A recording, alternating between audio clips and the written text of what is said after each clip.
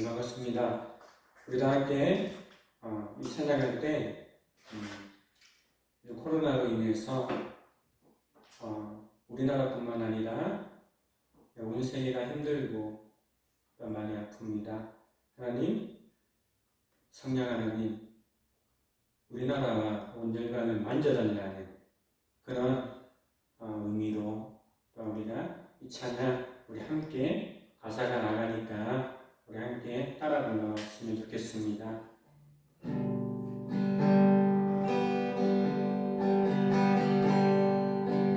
온 세계 위에 주님의 성령이 역사하시네. 주님의 강력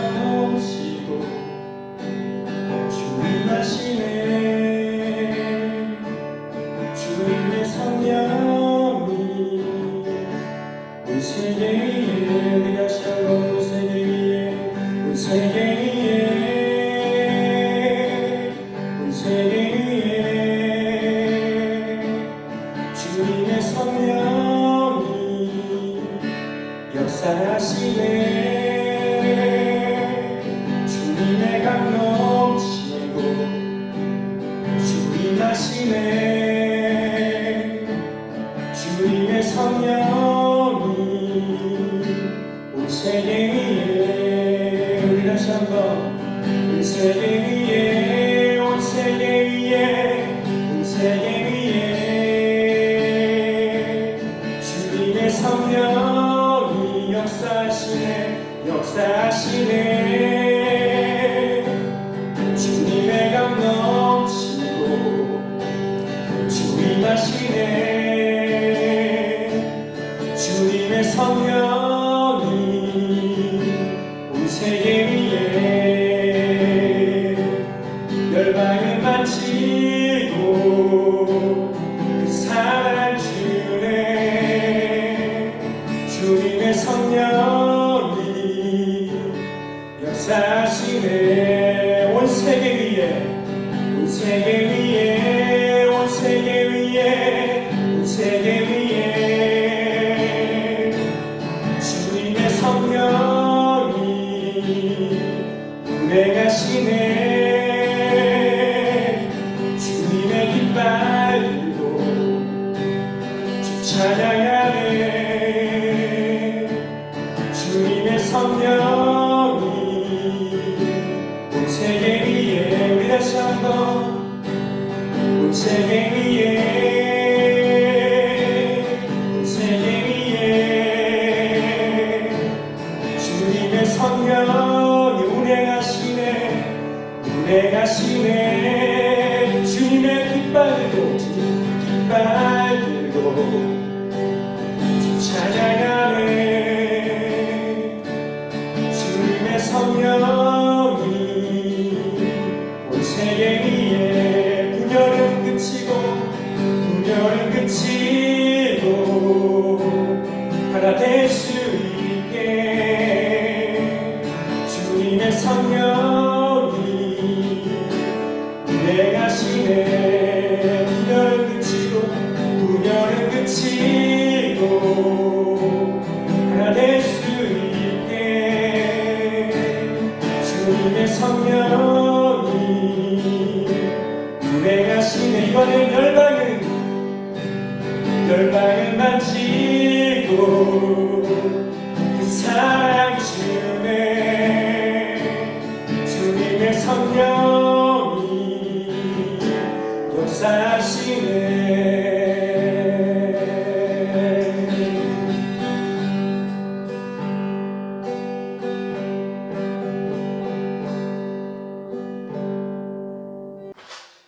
오늘 말씀은 출애굽기 32장 1절에서 35절까지 말씀 32장 전체를 더 봐야 되지만 말씀이 길어서 7절 8절만 읽겠습니다. 나머지 말씀 여러분들 출애굽기 32장 말씀 여러분들 다 읽으셔야 됩니다. 제가 7절 8절만 읽어드릴게요. 7절입니다. 여호와께서 모세에게 이르시되 너는 내려가라. 내가 애굽 땅에서 인도하여 내 백성이 회하였도다. 8절입니다. 그들이 내가 그들에게 명령하기를 속히 떠나 자기를 위하여 송아지를 구워 만들고 그것을 예배하며 그것에게 제물을 드리며 말하기를 이스라엘아 이는 너희를 애굽 땅에서 인도하여 낸 너의 신이라 하였도다. 아멘. 우리도 함께 기도하고 시작할게요. 하나님 아버지 감사합니다. 우리가 코로나로 인하여 모여서 예배를 드리지 못하지만 각자 자리에서 우리가 하나님을 예배하는 그런 하나님의 자녀들, 예배자들 되게 하여 주시옵소서. 이 시간 말씀을 들을 때 깨닫게 하는 심령을 주시고 주님 한 주 동안 날마다 주님 동행하여 주셔서 인도하여 주시옵소서. 감사합니다. 오늘 말씀 가운데 주님 역사를 좀 있습니다. 예수 그리스도의 이름으로 기도드립니다. 아멘. 네. 여러분들 보면요, 코로나로 인해서 사람들이 많이 걱정을 하죠. 그리고 온 세계가 많이 힘듭니다. 그래서 사람들은요, 힘들 때마다 그냥 두려울 때마다 무엇을 찾습니다. 의지할 대상은 이스라엘 백성들이 그 애국을 떠나서 하나님의 그 보호하신 아래 광야 생활을 하게 되었습니다. 그들은 만나를 체험했고요, 또한 구름 기둥과 불 기둥을 체험했고 자기를 보호하는 하나님의 임재를 경험했습니다. 그런데 자기를 또한 이끌고 나아가는 그 영적인 지도자 모세가 40일 동안 보이지 않자 그들은 두려워하게 됩니다. 또한 그들은 두려워서 다른 것을 만들어내게 됩니다. 출애굽기 19장 16절 19절을 보면은 하나님께서 시내산에 임재하는 놀라운 광경을 이스라엘 백성들은 보게 되었습니다. 경험했습니다. 모세는 이렇게 이야기를 합니다. 백성들한테 가까이 접근하지 말라고 당부하고 그는 앞서 말한 대로 시내산으로 하나님께로 올라갑니다. 모세는 구름에 덮여있는 산으로 올라갔습니다. 그러자 벌써 여러 날이 지났습니다. 시내산은 여전히 보이지 않는 그 안개와 같은 구름으로 빽빽히 둘러싸여 있었습니다. 그런데 이때 백성들은 자신들을 인도할 신을 만들자고 외칩니다. 왜 그랬을까요? 앞서 말했죠. 의지할 대상이 없어지니까 두려운 겁니다. 그래서 자기 자신들을 인도할 신을 만들자고 해서 그리고 아론에게 가서 송아지를 만들라고 요청하여서 나중에는 이 금송아지를 만들어 그들이 섬기게 됩니다. 아무리 두렵고 불안하더라도 어떻게 해야 됩니까? 우리를 위해 우상을 만들어서는 결코 안 된다는 것을 오늘 본문이 우리에게 암시하고 있습니다. 가르쳐주고 있죠. 이스라엘 백성들은 자신들을 인도하여 내신 하나님을 잊었습니다. 하나님에 대한 개념 자체도 그들은 불분명했습니다. 분명히 애굽에 내렸던 그들은 10가지 제한, 그들에게는 어떻게 보면 축복과도 다름없는 그 10가지 제한을 경험했습니다. 그런데 홍해가 또한 그 홍해바다가 갈라지는 것들을 경험을 했습니다. 날마다 또한 아침이면 뭐죠? 하나님께서 만나를 내려주시는 또한 그 기적을 경험했습니다. 또한 여전히 그들은 또한 반석에서 또한 물이 나와 그 목마름을 해결할 수 있는 그것을 하나님의 은혜를 경험하고 있습니다. 무엇보다 또한 그들이 본 신의 산은 하나님의 임재의 상인처럼 구름이 빽빽히 이렇게 둘러싸여 있었습니다. 그럼에도 불구하고 이스라엘 백성들은 어떻게 됩니까? 자기들을 인도하여 이끌고 있던 그 지도자 모세가 없어지고 나니까 그들은 두려워하게 되고 자신들을 위해서 그 두려움을 해결할 우상을 만들게 됩니다. 출애굽기 32장 오늘 본문 말씀이죠. 1절을 보면은 백성이 모세가 산에서 내려오니 더딤을 보고 라고 이렇게 되어 있습니다. 모세가 하나님의 율법을 받기 위해서 시내산에 올라갔습니다. 그런데 모세가 내려오지 않자 백성들은 아론에게 이르러 말하되 일어나라 우리를 위하여 우리를 인도할 신을 만들라. 이 모세 곧 우리를 애굽 땅에서 인도하여 낸 사람은 어찌 되었는지 알지 못함이더라 라고 아론에게 말을 하면서 우리를 위하여 우리를 인도할 신을 만들라 이렇게 말을 합니다. 그들이 하는 이야기가 뭐죠? 모세 곧 우리를 애굽 땅에서 인도해야 할 사람이 어찌 되는지 내가 알지 못하겠다 말을 합니다. 지금까지 자기들을 이끌고 나아왔던 모세의 존재를 부인해버리는 것입니다. 그리고 더 나아가서는 뭐죠? 지금까지 자신들을 보호하여 주었던 함께하였던 하나님을 무시하는 겁니다. 무시해버립니다. 그러면서 얼마나 그들이 빠르게 우상을 만들었는지 모세가 산 위에 올라간 지 40일, 모세가 자리를 비운 지 40일 만에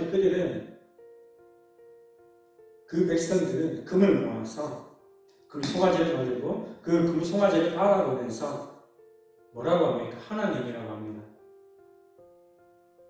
자기들을 애굽에서 인도하여 낸 하나님이라고 이렇게 말을 합니다. 다른 신을 섬긴 것이 아닙니다. 하나님이라고 하자면서 금 송아지를 만들었습니다. 형상화한 것이죠. 하나님은 형상화한 것입니다. 여러분들 생각해 보세요. 누가 자신을 형상화하는데 서로 만들었다. 굉장히 기분 나쁘겠죠. 내가 소녀하면서. 여러분들 부모님은요. 부모님께 소 같은 인형을 만들어서 갖다 드려보세요. 내가 아버지 어머니 형상화해서 만들었습니다. 소를 딱 갖다 소 인형을 딱 갖다 줘보세요. 뭐라고 하는지 뭐라 하실 겁니다. 좋은 기분은 아닐 겁니다. 여러분들 모세의 형이며 모세에 가까이 지내오면서 이스라엘을 이끌어왔던 이 아론이 모세가 자리를 비운 사이에 어떻게 됩니까? 백성들의 그 압력에 의해서 하나님보다 백성들의 소리에 더 귀를 기울이게 됩니다. 기울이고 우상을 만들어 버립니다. 우리도 여러분 어떻게 보면 똑같지 않습니까? 아론과 하나님보다는 우리는 무엇에 어떤 소리에 더 귀를 기울입니까? 하나님 말씀 아니죠? 세상의 소리에 우리가 더 귀를 기울이고 있습니다. 하나님보다는 세상의 소리, 또한 그 하나님의 시선을 바라보기보다는 의식하기보다는 세상의 의식, 세상의 시선을 더 바라보면서 의식하면서 우리가 살아갈 때가 너무나도 많다는 것을 우리가 부정할 수가 없다는 것이죠. 이것은 뭘 의미하는 거죠? 그들은 뭐죠? 보이는 하나님을 믿고 싶은 것입니다. 눈에 보이지 않는 그런 하나님이 아니라 내 눈에 보이는 하나님을 내가 믿고 싶다라는 것이죠. 여러분들 우리는 똑같지 않아요. 사람들은요 눈에 보이지 않는 것보다 눈에 보이는 것을 더 신뢰하게 됩니다. 눈에 보이지 않는 것을 신뢰하지 않습니다. 왜냐? 불분명하니까, 명확하지 않으니까 눈에 보이는 것을 의지하게 합니다. 눈에 보이는 것, 그러니까 뭐죠? 형상을 만들고 내 눈앞에 있어야 그것을 바라봐야만 내 마음이 안정이 되는 거죠. 안심이 되는 거죠. 거기서 안정감을 느낍니다. 인간은요 보는 것에 약합니다. 약하게, 특히 남자들 생각해보자. 집에 가면 우리가 컴퓨터를 킨다. 알 수 없는 F 드라이브 가서 집 밖으로 이렇게 해서 열면은 그 이상한 보는 거 있죠. 얘들아 지워라. 네. 인간은요 보는 것을 좋아하고 또 약합니다. 보는 것을. 무엇을 보고 있다는 것은 강력한 어떤 영향력 안에 들어가는 것이죠. 그리고 우리는 뭐죠? 보는 것을 사로잡히게 됩니다. 계속 그것이 머릿속에 떠오르죠. 네. 여러분 보는 것에 좋아하는 끌려가게 됩니다. 그 보는 것은요 또 어떤 때는 나를 사로잡아 버립니다. 여러분 기억해야 될 게 있죠. 믿음은 보이지 않는 것을 신뢰하는 것이에요. 여러분 하나님은 보이지 않습니다. 그러나 그분은 함께 하십니다. 왜 보이지 않는가? 하나님은 영이신 분이기 때문에 보이지 않는 것입니다. 그리고 그 어느 것도 뭐죠? 하나님이 이렇게 생겼다, 저렇게 생겼다 형상화할 수 없다는 것이죠. 하나님은 어떤 것으로도 형상화될 수 없는 것입니다. 왜냐하면 그분은 창조주이시기 때문에 이 세상에 어떠한 것도 하나님은 형상화할 수 있는 것은 없다는 것입니다. 대신할 수 있는 것은 절대 없다는 것이죠. 형상화되는 순간 뭐죠? 그 신은 어떤 개념에 묶여버립니다. 그건 신이 아니죠. 하나님이 아닌 것입니다. 비유된 곳에 사로잡힙니다. 형상을 하려고 하는 이유가 뭘까요? 사람들이요. 그것을 형상화된 신을 내가 소유하려고 하는 것입니다. 그래서 형상화된 우상을 자기 집안에 들여놓죠. 네. 그렇지 않나요? 뭐 믿지 않는 사람들 보면 뭐 부적이 붙어있고 뭐 이상한 막 형상화된 것들이 있죠. 내가 소유하는 것이죠. 모세가 시내 산에서 만난 하나님 어떻습니까? 형상으로 나타나지 않았습니다. 말씀으로 나타났습니다. 그 딸기나무에 불이 붙은 그곳에서 말씀으로 하나님께서 모세에게 다가가셨습니다. 어떠한 신비한 형상을 가지고 하나님께서 찾아오신 것이 아니라 말씀하셨다는 것을 우리는 기억을 해야 됩니다. 말씀. 우리는 오늘날 시대를 뭐라고 하죠? 멀티미디어, 미디어 시대라고 합니다. 또한 비주얼 시대죠. 사람들의 그 이목을 집중시키는 일들을 뭐가 감당하고 있죠? 이 매개체, 미디어 문화가 전부 감당하고 있습니다. 이미지 전쟁이죠. 거기에 어떡하죠? 한번 끌려가면 사로잡히게 됩니다. 우리는. 요즘 멀티미디어가 어떻죠? 요즘 TV나 각종 이 매개체들, 멀티미디어 매개체들, 사람들의 이목을 얼마나 확 끌어당기고 있습니까? 요즘 광고나 드라마, 그리고 우리의 시선을 그 유튜버, 수많은 유튜버에 나오는 매개체들, 우리의 시선을 강력하게 사로잡고 있습니다. 그것이 또한 우리는 진짜 정보인 줄 알고 믿게 되죠. 자꾸 보는 것에 초점을 맞추기 쉬운데 보는 것이 아니라 때로는 이 듣는 것이 또한 중요하다는 것입니다. 성경은요 이렇게 말을 하고 있습니다. 믿음은 들음에서 나며 들음은 그리스도의 말씀으로 말미암았느니라 라고 이렇게 말씀을 하고 있습니다. 어떤 사람은요 이렇게 말을 합니다. 내가 보아야 믿겠다고 하는데 여러분 본다고 믿는 것이 아니죠. 보여주면 믿겠다는 사람은 보여줘도 자꾸 이상한 소리를 하게 됩니다. 똑같이 봤는데 그죠? 내가 이것을 똑같이 봤는데 다르게 이야기하죠.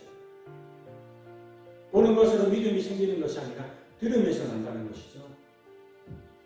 그래서 부활하신 주님이 도마에게 가서 뭐라고 했죠? 너는 나를 본 거로 믿느냐? 그러면서 보지 못하고 믿는 자가 복이 있다고 하셨습니다. 우리는 예수님을 직접 보지는 못했습니다. 하지만 들음으로 우리는 예수님을 믿게 됐습니다. 이것이 너무나도 복되다고 주님께서 말씀하셨습니다. 하나님을 보여달라고 하는 것은 뭐죠? 정말 잘못된 것입니다. 볼 수도 없는 것입니다. 여러분 막 이상한 집에 가면 이런 거 있어요. 뭐냐면요 이상한 어떤 장로님이 나와갖고 뭐 어떤 분이 나와갖고 그 주머니에 뭘 꺼내갖고 성령 받아라고 던지는 거 하나님이 물건입니까? 여러분들 생각해요. 그거 정말 잘못된 것이에요. 여러분 요한복음 1장 1절을 보면 뭐라고 되어 있죠? 우리가 다 아는 말씀. 태초에 누가 계신가? 말씀이 계시니가 하면서 이 말씀이 먼저 하나님과 함께 계셨으니 이 말씀은 곧 하나님이다 라고 말을 하고 있습니다. 말씀이 뭐라고 합니까? 하나님이라고 이야기를 하죠. 말씀을 하죠. 그 말씀이 뭐죠? 이 땅에 왔어요. 이 땅에 왔는데 이 땅에 온 말씀이 뭐라고 되어 있죠? 요한복음 읽어서 내려가면 예수님이라고 말씀을 합니다. 그래서 우리 기독교, 즉 우리 그리스도인들은 말씀 중심으로 살아가야 된다는 것입니다. 다른 게 아니에요. 다른 신비 기적이 아니에요. 말씀 자체가 은혜고 기적인 거예요. 그 말씀 중심으로 살아가야 된다는 것이에요. 하나님의 그 절대적인 말씀을 놓치면 먼저 거짓된 의상, 우리를 현란하게 우리 눈을 막 속이고 있는 것들, 그런 것들 의해서 미혹된다는 것이에요. 속게 된다는 것이에요. 다시 말해서 사로잡히게 된다는 것이죠. 여러분, 우상을 만든 동기가 뭘까요? 출애굽기 32장 1절을 보면 뭐라고 되어 있죠? 우리를 위하여 우리를 인도할 신을 만들라라고 이렇게 이야기를 합니다. 백성들이 아론에게 요구를 하죠. 요구를 하는데 백성들이 요구한 것이 뭐죠? 방금 읽어드렸던 것처럼 우리를 위하여 우리를 인도할 신을 만들라고 합니다. 여기 우리라는 것이 중요합니다. 잘 봐야 됩니다. 우상을 만드는 것은 뭐죠? 철저하게 우리, 그러니까 내 중심, 자기 중심주의, 내 필요를 위해 내 필요를 채워줄 신을 찾는 것이죠. 그게 우상입니다. 여러분, 내 소원을 잘 들어줄 신입니다. 그것을 만드는 거죠. 그것을 원하는 거죠. 우상을 섬기는 내면의 동기가 뭘까요? 그것은요, 이기심입니다. 개인의 욕망, 내 그 개인의 욕망을 채우는 것, 성취하는 데 도움이 되는 다른 무언가를 찾는 것 자체가 우상이죠. 내가 원하는 것을 해결할 신이 항상 필요하다는 거죠. 사람은 나의 필요를 해결하기 위해서 하나님을 찾는 사람들은요, 그 사람들은 하나님을 언젠가는 꼭 떠나게 되어 있습니다. 왜? 필요가 채워져도 그들은 하나님을 떠납니다. 왜 떠날까요? 필요가 채워졌으니까, 내 필요가 채워졌으니까 하나님이 필요 없는 거죠. 떠나게 됩니다. 필요 없기 때문입니다. 내 필요를 채워주지 않으시면 내가 찾을 이유가 없다는 거죠. 또 그러니 뭐죠? 필요가 채워지든 채워지지 않든 자기의 필요를 갖고 하나님께 나아온 사람은 그 문제 때문에 하나님을 떠날 가능성이 많다는 것입니다. 왜냐하면 그 필요가 지극히 내 중심이기 때문입니다. 그리고 하나님의 또한 은혜를 잃어버릴 때 우상을 만들어버립니다. 은혜가 없으면 자신을 위해 우상을 만듭니다. 그리고 그 우상이 자신을 이끌 것처럼 어떤 의미를 자꾸 부여합니다. 부여하죠. 예를 들면 뭐죠? 공부가 우선이냐? 하나님?